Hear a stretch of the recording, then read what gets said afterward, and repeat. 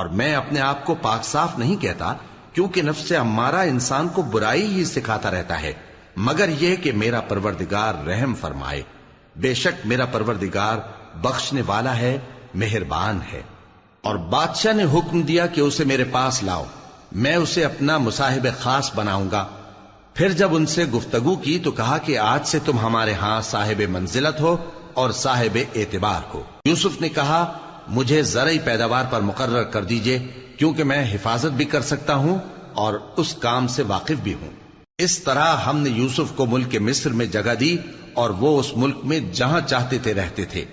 ہم اپنی رحمت جس پر چاہتے ہیں کرتے ہیں اور نیکوکاروں کے اجر کو ضائع نہیں کرتے، اور جو لوگ ایمان لائے اور ڈرتے رہے ان کے لیے آخرت کا اجر بہت بہتر ہے۔ اور یوسف کے بھائی کنعان سے مصر میں غلہ خریدنے کے لیے آئے تو یوسف کے پاس گئے، تو یوسف نے ان کو پہچان لیا اور وہ ان کو نہ پہچان سکے۔ اور جب یوسف نے ان کے لیے ان کا سامان تیار کر دیا تو کہا کہ پھر آنا تو جو باپ کی طرف سے تمہارا ایک اور بھائی ہے اسے بھی میرے پاس لیتے آنا۔ کیا تم نہیں دیکھتے کہ میں ناب بھی پوری پوری دیتا ہوں اور مہمانداری بھی خوب کرتا ہوں؟ اب اگر تم اسے میرے پاس نہ لاؤ گے تو نہ تمہیں میرے ہاں سے غلہ ملے گا اور نہ تم میرے پاس ہی آ سکو گے۔ انہوں نے کہا کہ ہم اس کے بارے میں اس کے والد کو پھسلائیں گے اور ہم یہ کام کر کے رہیں گے۔ اور یوسف نے اپنے خدام سے کہا کہ ان کا سرمایہ یعنی غلے کی قیمت ان کے سامان میں رکھ دو۔ عجب نہیں کہ جب یہ اپنے اہل و عیال میں جائیں تو اسے پہچان لیں، اور عجب نہیں کہ یہ پھر یہاں آئے۔ بس جب وہ اپنے والد کے پاس واپس گئے تو کہنے لگے کہ ابا ہمارے لیے غلے کی بندش کر دی گئی ہے، تو ہمارے ساتھ ہمارے بھائی کو بھیج دیجئے تاکہ ہم پھر غلہ لائیں اور ہم اس کے نگہبان ہیں۔ یعقوب نے کہا کہ میں اس کے بارے میں تمہارا اعتبار نہیں کرتا، مگر ویسا ہی جیسا پہلے اس کے بھائی کے بارے میں کیا تھا، سو اللہ ہی بہتر نگہبان ہے اور وہ سب سے زیادہ رحم کرنے والا ہے۔ اور جب انہوں نے اپنا اسباب کھولا تو دیکھا کہ ان کا سرمایہ واپس کر دیا گیا ہے۔ کہنے لگے ابا ہمیں اور کیا چاہیے؟ دیکھیے یہ ہماری پونجی بھی ہمیں واپس کر دی گئی ہے، اور ہم اپنے اہل و عیال کے لیے پھر غلہ لائیں گے اور اپنے بھائی کی نگہبانی کریں گے، اور ایک بار شتر زیادہ لائیں گے کہ یہ غلہ جو ہم لائے ہیں تھوڑا ہے۔ یعقوب نے کہا کہ جب تک تم اللہ کا عہد نہ دو کہ اس کو میرے پاس صحیح و سالم لے آؤ گے، میں اسے ہرگز تمہارے ساتھ نہیں بھیجنے کا، مگر یہ کہ تم گھیر لیے جاؤ یعنی بے بس ہو جاؤ تو مجبوری ہے۔ پس جب انہوں نے والد کو اپنا قول دیا تو یعقوب نے کہا کہ جو قول و قرار ہم کر رہے ہیں اس کا اللہ ضامن ہے، اور فرمایا کہ اے میرے بیٹو ایک ہی دروازے سے داخل نہ ہونا بلکہ جدا جدا دروازوں سے داخل ہونا، اور میں اللہ کی تقدیر کو تو تم سے روک نہیں سکتا۔ بے شک حکم اللہ ہی کا ہے، میں اسی پر بھروسہ رکھتا ہوں، اور اہل توکل کو اسی پر بھروسہ رکھنا چاہیے۔ اور جب وہ ان مقامات سے داخل ہوئے جہاں جہاں سے داخل ہونے کے لیے ان کے والد نے ان سے کہا تھا، تو وہ تدبیر اللہ کے حکم کو ذرا بھی ٹال نہیں سکتی تھی۔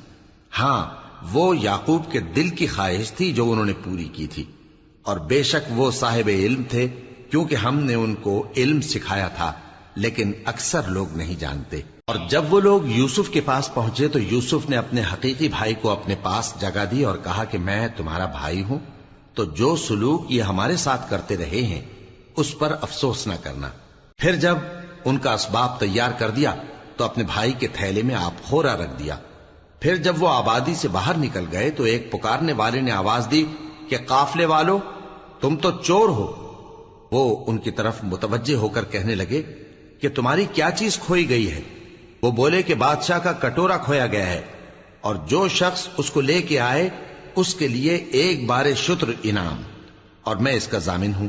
وہ کہنے لگے کہ اللہ کی قسم تم کو معلوم ہے کہ ہم اس ملک میں اس لیے نہیں آئے کہ خرابی کریں اور نہ ہم چوری کیا کرتے ہیں۔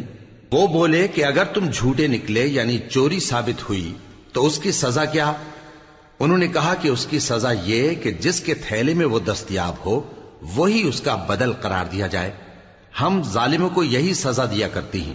پھر یوسف نے اپنے بھائی کے تھیلے سے پہلے ان کے تھیلوں کو دیکھنا شروع کیا، پھر اپنے بھائی کے تھیلے میں سے اس کو نکال لیا۔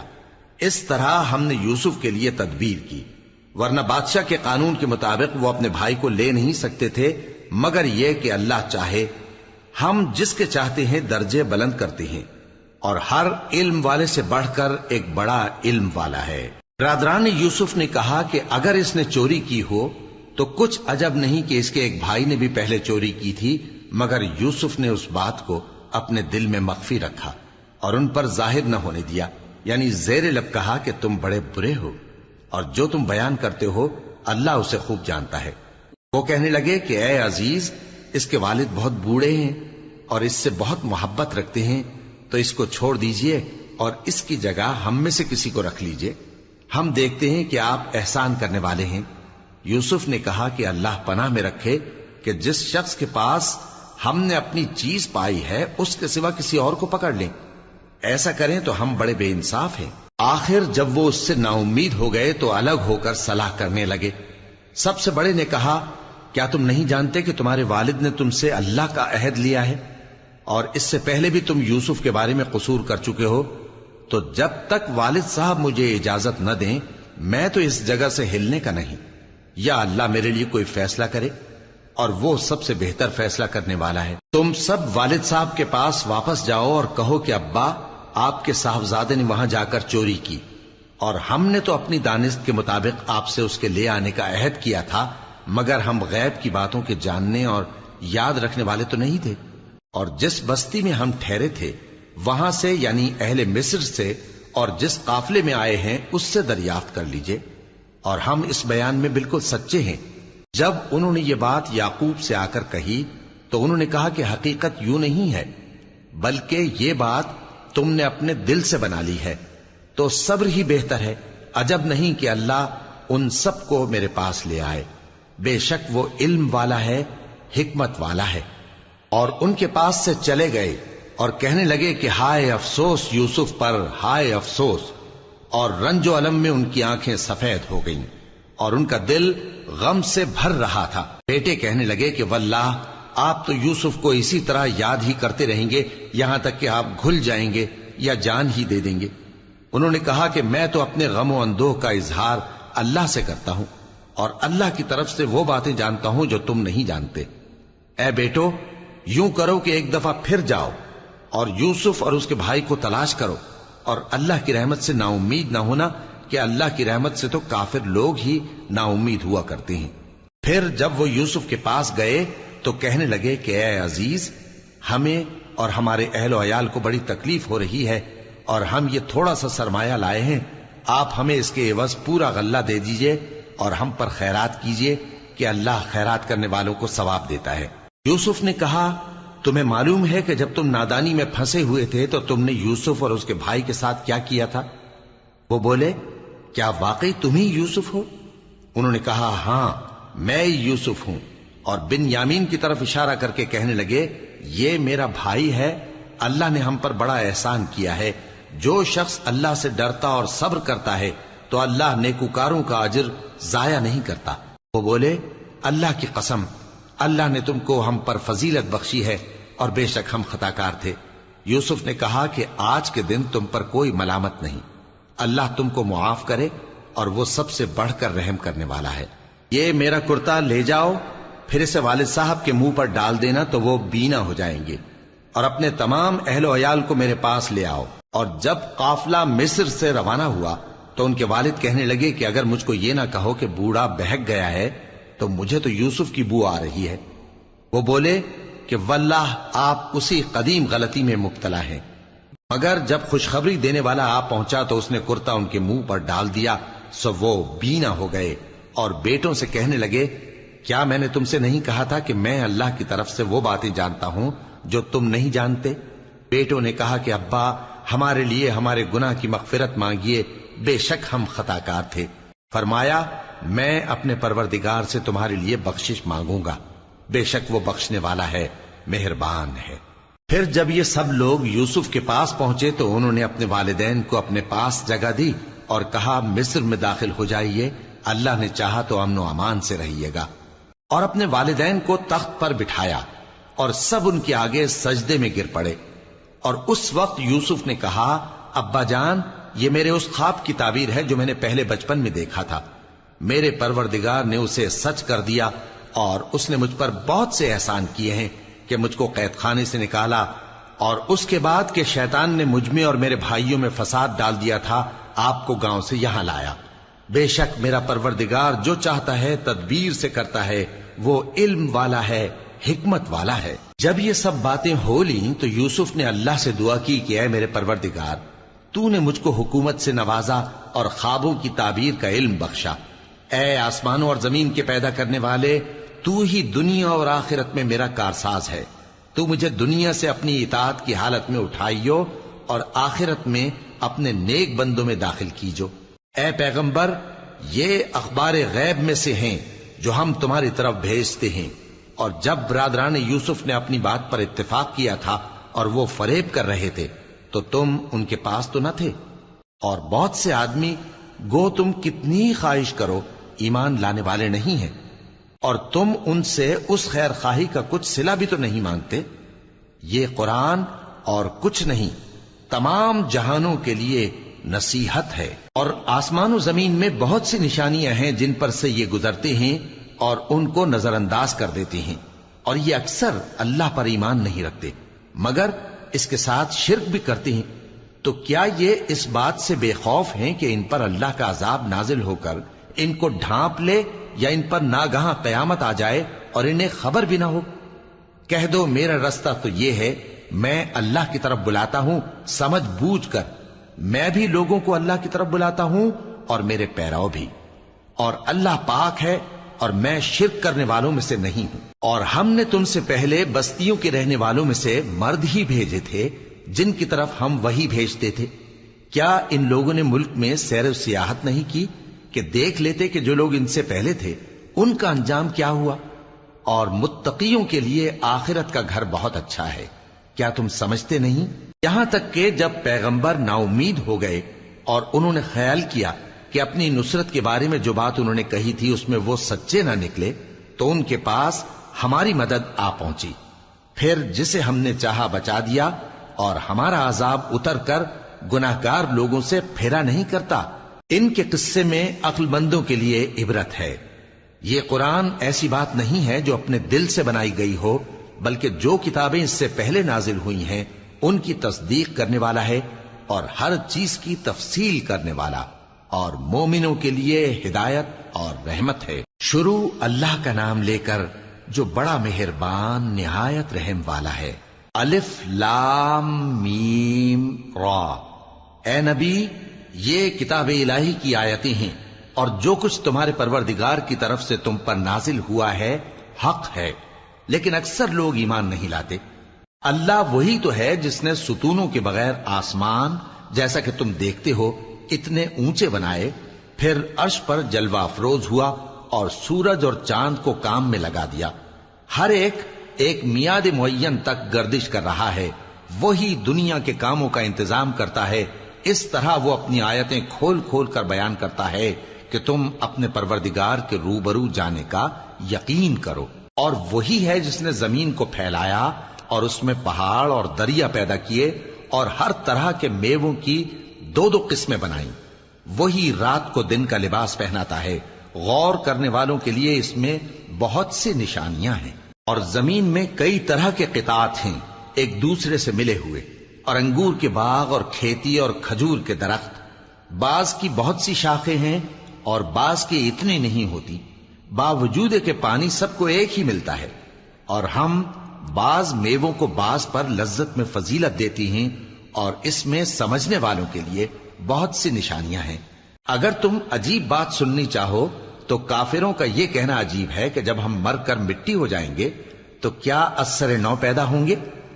یہی لوگ ہیں جو اپنے پروردگار سے منکر ہوئے ہیں، اور یہی ہیں جن کی گردنوں میں طوق ہوں گے، اور یہی اہل دوزخ ہیں کہ ہمیشہ اس میں جلتے رہیں گے۔ اور یہ لوگ بھلائی سے پہلے تم سے برائی جلدی سے مانگتے ہیں، یعنی طالب عذاب ہیں، حالانکہ ان سے پہلے عذاب واقع ہو چکے ہیں۔ اور تمہارا پروردگار لوگوں کو باوجود ان کی بے انصافیوں کے معاف کرنے والا ہے، اور بے شک تمہارا پروردگار سخت عذاب دینے والا ہے۔ اور کافر لوگ کہتے ہیں کہ اس پیغمبر پر اس کے پروردگار کی طرف سے کوئی نشانی کیوں نازل نہیں ہوئی؟ اے نبی، تم تو صرف خبردار کرنے والے ہو، اور ہر ایک قوم کے لیے رہنما ہوا کرتا ہے۔ اللہ ہی اس بچے سے واقف ہے جو عورت کے پیٹ میں ہوتا ہے، اور وہی پیٹ کے سکڑنے اور بڑھنے سے بھی واقف ہے، اور ہر چیز کا اس کے ہاں ایک اندازہ مقرر ہے۔ وہ چھپی اور ظاہر چیزوں کا جاننے والا ہے، سب سے بزرگ ہے، عالی رتبہ ہے۔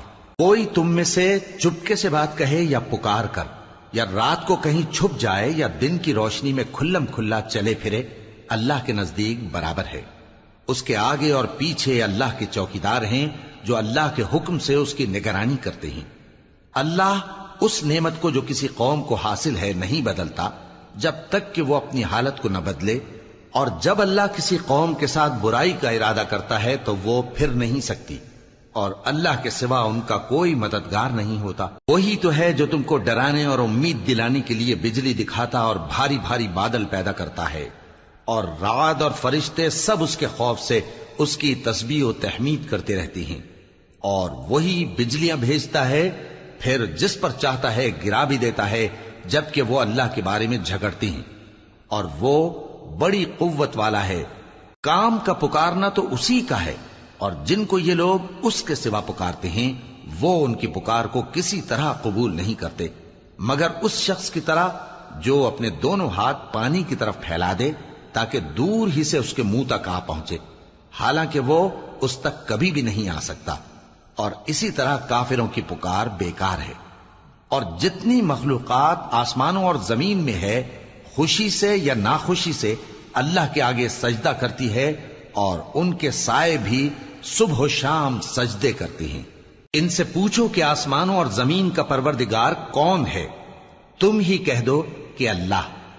ان سے کہو کہ کیا تم نے اللہ کو چھوڑ کر ایسے لوگوں کو کارساز بنایا ہے جو خود اپنے نفع و نقصان کا بھی اختیار نہیں رکھتے؟ کہو کیا اندھا اور آنکھوں والا برابر ہیں، یا اندھیرا اور اجالا برابر ہو سکتا ہے؟ بھلا ان لوگوں نے جن کو اللہ کا شریک مقرر کیا ہے، کیا انہوں نے اللہ کسی مخلوقات پیدا کی ہے جس کے سبب ان کے لیے مخلوقات مشتبہ ہو گئی ہے؟ کہہ دو کہ اللہ ہی ہر چیز کا پیدا کرنے والا ہے، اور وہ یکتا ہے، بڑا زبردست ہے۔ اسی نے آسمان سے مے برسایا، پھر اس سے اپنے اپنے اندازے کے مطابق نالے بہ نکلے، پھر پانی پر پھولا ہوا جھاگ آ گیا۔ اور جس چیز کو زیور یا کوئی اور سامان بنانے کے لیے آگ میں تپاتے ہیں اس میں بھی ایسا ہی جھاگ ہوتا ہے۔ اس طرح اللہ حق و باطل کی مثال بیان فرماتا ہے۔ سو جھاگ تو سوکھ کر زائل ہو جاتا ہے، اور پانی جو لوگوں کو فائدہ پہنچاتا ہے وہ زمین میں ٹھہرا رہتا ہے۔ اس طرح اللہ صحیح اور غلط کی مثالیں بیان فرماتا ہے تاکہ تم سمجھو۔ جن لوگوں نے اللہ کے حکم کو قبول کیا ان کی حالت بہت بہتر ہوگی، اور جنہوں نے اس کو قبول نہ کیا، اگر روئے زمین کے سب خزانے ان کے اختیار میں ہوں تو وہ سب کے سب اور ان کے ساتھ اتنے ہی اور نجات کے بدلے میں صرف کر ڈالیں، مگر نجات کہاں؟ ایسے لوگوں کا حساب بھی برا ہوگا، اور ان کا ٹھکانہ بھی دوزخ ہے، اور وہ بری جگہ ہے۔ بھلا جو شخص یہ جانتا ہے کہ جو کچھ تمہارے پروردگار کی طرف سے تم پر نازل ہوا ہے حق ہے، وہ اس شخص کی طرح ہے جو اندھا ہے، اور سمجھتے تو وہی ہیں جو عقل مند ہیں، جو اللہ کے عہد کو پورا کرتے ہیں اور قول و قرار کو نہیں توڑتے، اور جن رشتوں کے جوڑے رکھنے کا اللہ نے حکم دیا ان کو جوڑے رکھتے، اور اپنے پروردگار سے ڈرتے رہتے اور برے حساب سے خوف رکھتے ہیں، اور جو اپنے پروردگار کی خوشنودی حاصل کرنے کے لیے مصائب پر صبر کرتے ہیں اور نماز پڑھتے ہیں، اور جو مال ہم نے ان کو دیا ہے اس میں سے پوشیدہ اور ظاہر خرچ کرتے ہیں، اور نیکی سے برائی کو دور کرتے ہیں، یہی لوگ ہیں جن کے لیے عاقبت کا گھر ہے، یعنی ہمیشہ رہنے کے باغات جن میں وہ داخل ہوں گے، اور ان کے باپ دادوں اور بیویوں اور اولاد میں سے جو نیکوکار ہوں گے وہ بھی بہشت میں جائیں گے، اور فرشتے بہشت کے ہر ایک دروازے سے ان کے پاس آئیں گے اور کہیں گے تم پر سلام ہو، یہ تمہاری ثابت قدمی کا بدلہ ہے، اور عاقبت کا گھر خوب گھر ہے۔ اور جو لوگ اللہ سے پختہ عہد کر کے اس کو توڑ ڈالتے اور جن رشتوں کے جوڑے رکھنے کا اللہ نے حکم دیا ہے ان کو قطع کر دیتے اور ملک میں فساد کرتے ہیں، ایسوں پر لعنت ہے اور ان کے لیے برا انجام ہے۔ اللہ جس کا چاہتا ہے رزق فراخ کر دیتا ہے اور جس کا چاہتا ہے تنگ کر دیتا ہے۔ اور کافر لوگ دنیا کی زندگی پر خوش ہو رہے ہیں، اور دنیا کی زندگی آخرت کے مقابلے میں بہت تھوڑا سامان ہے۔ اور کافر کہتے ہیں کہ اس پیغمبر پر اس کے پروردگار کی طرف سے کوئی نشانی کیوں نازل نہیں ہوئی؟ کہہ دو کہ اللہ جسے چاہتا ہے گمراہ کرتا ہے، اور جو اس کی طرف رجوع ہوتا ہے اس کو اپنی طرف کا رستہ دکھاتا ہے، یعنی ان کو جو ایمان لاتے اور جن کے دل اللہ کی یاد سے آرام پاتے ہیں ان کو۔ اور سن رکھو کہ اللہ کی یاد سے ہی دل آرام پاتے ہیں۔ جو لوگ ایمان لائے اور عمل نیک کیے ان کے لیے خوشحالی اور عمدہ ٹھکانہ ہے۔ جس طرح ہم پہلے پیغمبر بھیجتے رہے ہیں اسی طرح اے نبی ہم نے تم کو اس امت میں جس سے پہلے بہت سی امتیں گزر چکی ہیں بھیجا ہے، تاکہ تم ان کو وہ کتاب جو ہم نے تمہاری طرف بھیجی ہے پڑھ کر سنا دو۔ اور یہ لوگ رحمان کو نہیں مانتے۔ کہہ دو وہی تو میرا پروردگار ہے، اس کے سوا کوئی معبود نہیں، میں اسی پر بھروسہ رکھتا ہوں اور اسی کی طرف رجوع کرتا ہوں۔ اور اگر کوئی قرآن ایسا ہوتا کہ اس کی تاثیر سے پہاڑ چل پڑتے یا زمین پھٹ جاتی یا مردوں سے کلام کر سکتے تو کیا یہ لوگ ایمان لے آتے؟ بات یہ ہے کہ سب باتیں اللہ کے اختیار میں ہیں، تو کیا مومنوں کو اس سے اطمینان نہیں ہوا کہ اگر اللہ چاہتا تو سب لوگوں کو ہدایت کے رستے پر چلا دیتا؟ اور کافروں پر ہمیشہ ان کے اعمال کے بدلے آفت آتی رہے گی یا ان کے مکانات کے قریب نازل ہوتی رہے گی یہاں تک کہ اللہ کا وعدہ آ پہنچے۔ بے شک اللہ وعدہ خلاف نہیں کرتا۔ اور تم سے پہلے بھی رسولوں کے ساتھ تمسخر ہوتے رہے ہیں، تو میں نے کافروں کو مہلت دی، پھر میں نے ان کو پکڑ لیا، سو دیکھ لو کہ میرا عذاب کیسا رہا۔ تو کیا وہ جو ہر شخص کے اعمال کا نگراں و نگہبان ہے وہ بتوں کی طرح بے علم و بے خبر ہو سکتا ہے؟ اور ان لوگوں نے اللہ کے شریک مقرر کر رکھے ہیں۔ ان سے کہو کہ ذرا ان کے نام تو لو۔ کیا تم اسے ایسی چیزیں بتاتے ہو جو روئے زمین پر ہیں اور اسے معلوم نہیں، یا تم لوگ محض سطحی بات کی تقلید کرتے ہو؟ اصل یہ ہے کہ کافروں کو ان کے فریب خوبصورت معلوم ہوتے ہیں اور وہ ہدایت کے رستے سے روک لیے گئے ہیں، اور جسے اللہ گمراہ رہنے دے اسے کوئی ہدایت کرنے والا نہیں۔ ان کو دنیا کی زندگی میں بھی عذاب ہے اور آخرت کا عذاب تو بہت ہی سخت ہے، اور ان کو اللہ کے عذاب سے کوئی بھی بچانے والا نہیں۔ جس جنت کا پرہیزگاروں سے وعدہ کیا گیا ہے اس کی شان یہ ہے کہ اس کے نیچے نہریں بہ رہی ہیں، اس کے پھل ہمیشہ باقی رہنے والے ہیں اور اس کے سائے بھی۔ یہ ان لوگوں کا انجام ہے جو متقی ہیں، اور کافروں کا انجام دوزخ ہے۔ اور جن لوگوں کو ہم نے کتاب دی ہے وہ اس کتاب سے جو تم پر نازل ہوئی ہے خوش ہوتی ہیں، اور بعض فرقے اس کی بعض باتیں نہیں بھی مانتے۔ کہہ دو کہ مجھ کو یہی حکم ہوا ہے کہ اللہ ہی کی عبادت کروں اور اس کے ساتھ کسی کو شریک نہ بناؤں، میں اسی کی طرف بلاتا ہوں اور اسی کی طرف مجھے لوٹنا ہے۔ اور اسی طرح ہم نے اس قرآن کو عربی زبان کا فرمان بنا کر نازل کیا ہے، اور اگر تم علم آ جانے کے بعد ان لوگوں کی خواہشوں کے پیچھے چلو گے تو اللہ کے سامنے کوئی نہ تمہارا مددگار ہوگا اور نہ کوئی بچانے والا۔ اور اے نبی ہم نے تم سے پہلے بھی پیغمبر بھیجے تھے اور ان کو بیویاں اور اولاد بھی دی تھیں، اور کسی پیغمبر کے اختیار کی بات نہ تھی کہ اللہ کے حکم کے بغیر کوئی نشانی لے آتا۔ ہر حکم قضا کتاب میں لکھا ہوا ہے۔ اللہ جس چیز کو چاہتا ہے مٹا دیتا ہے اور جس کو چاہتا ہے باقی رکھتا ہے، اور اسی کے پاس اصل کتاب ہے۔ اور اگر ہم کوئی عذاب جس کا ان لوگوں سے وعدہ کرتے ہیں تمہیں دکھائیں، یعنی تمہارے روبرو ان پر نازل کریں، یا تمہاری مدت حیات پوری کر دیں، یعنی تمہارے انتقال کے بعد عذاب بھیجیں، تو تمہارا کام ہمارے احکام کا پہنچا دینا ہے اور ہمارا کام حساب لینا ہے۔ کیا انہوں نے نہیں دیکھا کہ ہم زمین کو اس کے کناروں سے گھٹاتے چلے آ رہے ہیں، اور اللہ جیسا چاہتا ہے حکم کرتا ہے، کوئی اس کے حکم کا رد کرنے والا نہیں، اور وہ جلد حساب لینے والا ہے۔ جو لوگ ان سے پہلے تھے وہ بھی بہتیری تدبیریں کرتے رہے ہیں، سو تدبیر تو سب اللہ ہی کی ہوتی ہے۔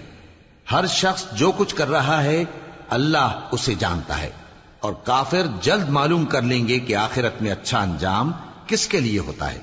اور کافر لوگ کہتے ہیں کہ تم پیغمبر نہیں ہو۔ کہہ دو کہ میرے اور تمہارے درمیان اللہ اور وہ شخص جس کے پاس کتاب آسمانی کا علم ہے بطور گواہ کافی ہے۔ شروع اللہ کا نام لے کر جو بڑا مہربان نہایت رحم والا ہے۔ الف لام را، یہ ایک پر نور کتاب ہے، اس کو ہم نے تم پر اس لیے نازل کیا ہے کہ تم لوگوں کو اندھیروں سے نکال کر روشنی کی طرف لے جاؤ، یعنی ان کے پروردگار کے حکم سے عزت والے خوبیوں والے مالک کے راستے کی طرف، یعنی اس اللہ کے راستے کی طرف کہ جو کچھ آسمانوں اور زمین میں ہے سب اسی کا ہے، اور ان کافروں کے لیے عذاب شدید کی وجہ سے تباہی اور بربادی مقدر ہے، جو آخرت کے مقابلے میں دنیاوی زندگی کو پسند کرتے اور لوگوں کو اللہ کے راستے سے روکتے اور اس میں کجی چاہتے ہیں۔ یہ لوگ بڑے دور کی گمراہی میں ہیں، اور ہم نے کوئی پیغمبر نہیں بھیجا مگر وہ اپنی قوم کی زبان بولتا تھا تاکہ انہیں احکام الہی کھول کھول کر بتا دے۔ پھر اللہ جسے چاہتا ہے گمراہ رہنے دیتا ہے اور جسے چاہتا ہے ہدایت دیتا ہے، اور وہ غالب ہے، حکمت والا ہے۔ اور ہم نے موسیٰ کو اپنی نشانیاں دے کر بھیجا کہ اپنی قوم کو تاریکیوں سے نکال کر روشنی میں لے جاؤ اور ان کو اللہ کے دن یاد دلاؤ، اور اس میں ان لوگوں کے لیے جو صابر و شاکر ہیں نشانیاں ہیں۔ اور جب موسیٰ نے اپنی قوم سے کہا کہ اللہ نے جو تم پر مہربانیاں کی ہیں ان کو یاد کرو، جبکہ اس نے تم کو فرعون کی قوم سے رہائی بخشی، وہ لوگ تمہیں برے برے عذاب دیتے تھے اور تمہارے بیٹوں کو مار ڈالتے تھے اور تمہاری لڑکیوں کو زندہ رہنے دیتے تھے، اور اس میں تمہارے پروردگار کی طرف سے بڑی آزمائش تھی۔ اور جب تمہارے پروردگار نے تم کو آگاہ کیا کہ اگر شکر کرو گے تو میں تمہیں زیادہ دوں گا، اور اگر ناشکری کرو گے تو یاد رکھو کہ میرا عذاب بھی سخت ہے۔ اور موسیٰ نے صاف صاف کہہ دیا کہ اگر تم اور جتنے اور لوگ زمین میں ہیں سب کے سب ناشکری کرو تو بھی اللہ بے نیاز ہے، قابل تعریف ہے۔ بھلا تم کو ان لوگوں کے حالات کی خبر نہیں پہنچی جو تم سے پہلے تھے، یعنی نوح اور عاد اور سمود کی قوم اور جو ان کے بعد تھے، جن کا علم اللہ کے سوا کسی کو نہیں۔ جب ان کے پاس ان کے پیغمبر نشانیاں لے کر آئے تو انہوں نے اپنے ہاتھ ان کے منہوں پر رکھ دیے کہ خاموش رہو، اور کہنے لگے کہ ہم تو تمہاری رسالت کو تسلیم نہیں کرتے، اور جس چیز کی طرف تم ہمیں بلاتے ہو ہم کو اس میں بھاری شک ہے۔ ان کے پیغمبروں نے کہا، کیا تم کو اللہ کے بارے میں شک ہے جو آسمانوں اور زمین کا پیدا کرنے والا ہے؟ وہ تمہیں اس لیے بلاتا ہے کہ تمہارے گناہ بخشے اور ایک مدت مقرر تک تم کو مہلت دے۔ وہ بولے کہ تم تو ہمارے ہی جیسے آدمی ہو، تمہارا یہ منشا ہے کہ جن چیزوں کو ہمارے بڑے پوجتے رہے ہیں ان کے پوجنے سے تم ہمیں روک دو، تو اچھا کوئی کھلی دلیل لاؤ، یعنی معجزہ دکھاؤ۔ پیغمبروں نے ان سے کہا کہ ہاں ہم تمہارے ہی جیسے آدمی ہیں، لیکن اللہ اپنے بندوں میں سے جس پر چاہتا ہے نبوت کا احسان کرتا ہے، اور ہمارے اختیار کی بات نہیں کہ ہم اللہ کے حکم کے بغیر تم کو تمہاری فرمائش کے مطابق معجزہ دکھائیں، اور اللہ ہی پر مومنوں کو تو بھروسہ رکھنا چاہیے۔ اور ہم کیوں اللہ پر بھروسہ نہ رکھیں حالانکہ اس نے ہم کو ہمارے دین کے سیدھے رستے بتائے ہیں، اور جو تکلیفیں تم ہم کو دیتے ہو اس پر ہم صبر کریں گے، اور اہل توکل کو تو اللہ ہی پر بھروسہ رکھنا چاہیے۔ اور جو کافر تھے انہوں نے اپنے پیغمبروں سے کہا کہ یا تو ہم تم کو اپنے ملک سے باہر نکال دیں گے یا تم ہمارے مذہب میں واپس آ جاؤ۔ پس ان کے پروردگار نے ان کی طرف وحی بھیجی کہ ہم ظالموں کو ہلاک کر دیں گے اور ان کے بعد تم کو اس زمین میں آباد کر دیں گے۔ یہ اس شخص کے لیے ہے جو قیامت کے روز میرے سامنے کھڑے ہونے سے ڈرے اور میرے عذاب سے خوف کرے۔ اور پیغمبروں نے اللہ سے فتح چاہی اور ہر سرکش ضدی نامراد رہ گیا۔ اس کے پیچھے دوزخ ہے اور اسے پیپ والا پانی پلایا جائے گا، وہ اس کو گھونٹ گھونٹ کر کے پیے گا اور گلے سے نہیں اتار سکے گا، اور ہر طرف سے اسے موت آ رہی ہوگی مگر وہ مرنے میں نہیں آئے گا، اور اس کے بعد سخت عذاب ہوگا۔ جن لوگوں نے اپنے پروردگار سے کفر کیا ان کے اعمال کی مثال راکھ کی سی ہے کہ آندھی کے دن اس پر زور کی ہوا چلے جو اسے اڑا لے جائے۔ اسی طرح جو کام وہ کرتے رہے ان پر ان کو کچھ قابو نہ ہوگا۔ یہی تو پرلے سرے کی گمراہی ہے۔ کیا تم نے نہیں دیکھا کہ اللہ نے آسمانوں اور زمین کو تدبیر سے پیدا کیا ہے؟ اگر وہ چاہے تو تم کو نابود کر دے اور تمہاری جگہ نئی مخلوق پیدا کر دے، اور یہ اللہ کو کچھ بھی مشکل نہیں۔ اور قیامت کے دن سب لوگ اللہ کے سامنے کھڑے ہوں گے تو غریب پیروکار بڑے بن بیٹھنے والوں سے کہیں گے کہ ہم تو تمہارے پیرو تھے، کیا تم اللہ کا کچھ عذاب ہم پر سے دفع کر سکتے ہو؟ وہ کہیں گے کہ اگر اللہ ہم کو ہدایت کرتا تو ہم تم کو ہدایت کرتے۔ اب ہم گھبراہٹ ظاہر کریں یا صبر کریں ہمارے حق میں برابر ہے، کوئی جگہ رہائی کی ہمارے لیے نہیں ہے۔ اور جب حساب کتاب کا کام فیصل ہو چکے گا تو شیطان کہے گا جو وعدہ اللہ نے تم سے کیا تھا وہ تو سچا تھا، اور جو وعدہ میں نے تم سے کیا تھا وہ جھوٹا تھا، اور میرا تم پر کسی طرح کا زور نہیں تھا۔ ہاں، میں نے تم کو گمراہی اور باطل کی طرف بلایا تو تم نے جلدی سے اور بے دلیل میرا کہنا مان لیا۔ تو آج مجھے ملامت نہ کرو، اپنے آپ ہی کو ملامت کرو۔ نہ میں تمہاری فریاد رسی کر سکتا ہوں اور نہ تم میری فریاد رسی کر سکتے ہو۔ میں اس بات سے انکار کرتا ہوں کہ تم پہلے مجھے شریک بناتے تھے۔ بے شک جو ظالم ہیں ان کے لیے درد دینے والا عذاب ہے۔ اور جو ایمان لائے اور عمل نیک کرتے رہے وہ بہشتوں میں داخل کیے جائیں گے جن کے نیچے نہریں بہ رہی ہیں۔ اپنے پروردگار کے حکم سے وہ ہمیشہ ان میں رہیں گے، وہاں وہ ہر ملاقات پر ایک دوسرے کو سلام کہیں گے۔ کیا تم نے نہیں دیکھا کہ اللہ نے کلمہ طیبہ کی کیسی مثال بیان فرمائی ہے؟ وہ ایسی ہے جیسے پاکیزہ درخت جس کی جڑ مضبوط ہو اور شاخیں آسمان میں پھیلی ہوں۔ وہ اپنے پروردگار کے حکم سے ہر موقع پر پھل لاتا ہو، اور اللہ لوگوں کے لیے مثالیں بیان فرماتا ہے تاکہ وہ نصیحت حاصل کریں۔ اور ناپاک بات یعنی غلط عقیدے کی مثال ناپاک درخت کی سی ہے کہ وہ زمین کے اوپر ہی سے اکھیڑ کر پھینک دیا جائے، اس کو ذرا بھی قرار و ثبات نہیں۔ اللہ مومنوں کے دلوں کو صحیح اور پکی بات سے دنیا کی زندگی میں بھی مضبوط رکھتا ہے اور آخرت میں بھی رکھے گا، اور اللہ بے انصافوں کو گمراہ کر دیتا ہے، اور اللہ جو چاہتا ہے کرتا ہے۔ کیا تم نے ان لوگوں کو نہیں دیکھا جنہوں نے اللہ کے احسان کو ناشکری سے بدل دیا اور اپنی قوم کو تباہی کے گھر میں لا اتارا، یعنی دوزخ میں، کہ سب ناشکرے اس میں داخل ہوں گے اور وہ برا ٹھکانہ ہے۔ اور ان لوگوں نے اللہ کے شریک مقرر کیے کہ لوگوں کو اس کے رستے سے گمراہ کریں۔ کہہ دو کہ چند روز فائدے اٹھا لو، آخر کار تم کو دوزخ کی طرف لوٹ کر جانا ہے۔ اے پیغمبر، میرے مومن بندوں سے کہہ دو کہ نماز پڑھا کریں، اور اس دن کے آنے سے پیشتر جس میں نہ اعمال کا سودا ہوگا اور نہ دوستی کام آئے گی، ہمارے دیے ہوئے مال میں سے پوشیدہ اور علانیہ خرچ کرتے رہیں۔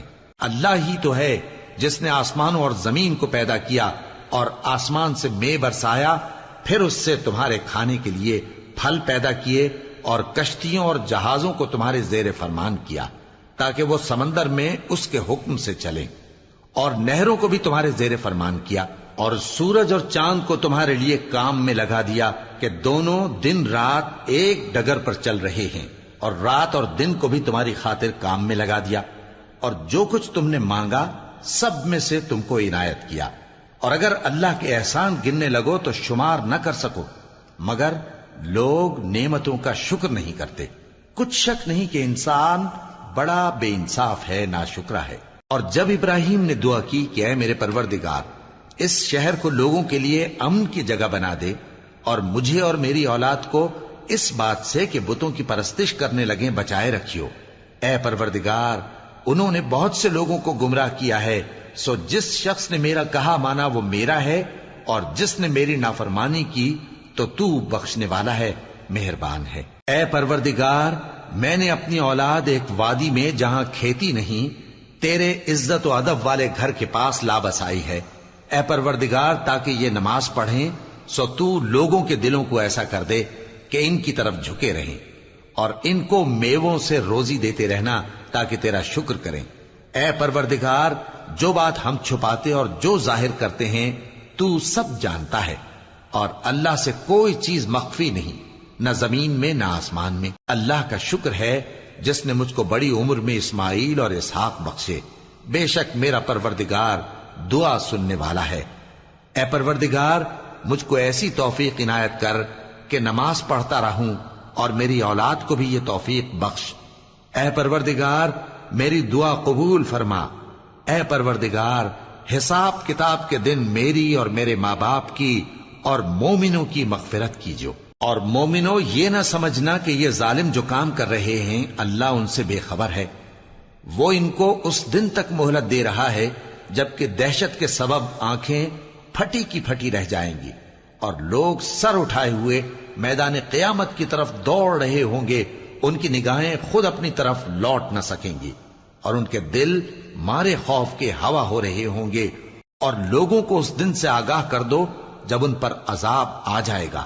تب ظالم لوگ کہیں گے کہ اے ہمارے پروردگار، ہمیں تھوڑی سی مہلت عطا کر تاکہ ہم تیری دعوت توحید قبول کریں اور تیرے پیغمبروں کے پیچھے چلیں۔ تو جواب ملے گا، کیا تم پہلے قسمیں نہیں کھایا کرتے تھے کہ تم کو اس حال سے جس میں تم ہو زوال نہیں ہوگا؟ اور جو لوگ اپنے آپ پر ظلم کرتے تھے تم ان کے مکانوں میں رہتے تھے، اور تم پر ظاہر ہو چکا تھا کہ ہم نے ان لوگوں کے ساتھ کس طرح کا معاملہ کیا تھا، اور تمہارے سمجھانے کے لیے مثالیں بیان کر دی تھیں۔ اور انہوں نے بڑی بڑی تدبیریں کی، اور ان کی سب تدبیریں اللہ کے ہاں لکھی ہوئی ہیں۔ گو وہ تدبیریں ایسی غضب کی تھیں کہ ان سے پہاڑ بھی ٹل جائیں۔ تو ایسا خیال نہ کرنا کہ اللہ نے جو اپنے پیغمبروں سے وعدہ کیا ہے وہ اس کے خلاف کرے گا۔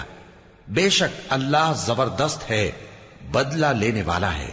جس دن یہ زمین دوسری ہی زمین بنا دی جائے گی اور آسمان بھی بدل دیے جائیں گے اور سب لوگ اللہ کے سامنے نکل کھڑے ہوں گے، جو یکتا ہے بڑا زبردست ہے۔ اور اس دن تم گناہگاروں کو دیکھو گے کہ زنجیروں میں جکڑے ہوئے ہیں، ان کے کرتے تارکول کے ہوں گے اور ان کے چہروں کو آگ لپٹ رہی ہوگی، یہ اس لیے کہ اللہ ہر شخص کو اس کے اعمال کا بدلہ دے۔